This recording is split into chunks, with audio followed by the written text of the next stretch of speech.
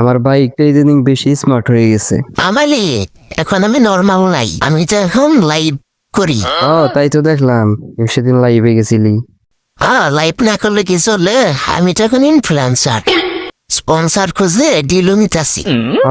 তুই আবার সিওর পাঠানোর দেখি। আমালি শুধু তাই না, আমি নতুন মালিকও খুঁজতেছি। কি কস তুই না আমার বাইক?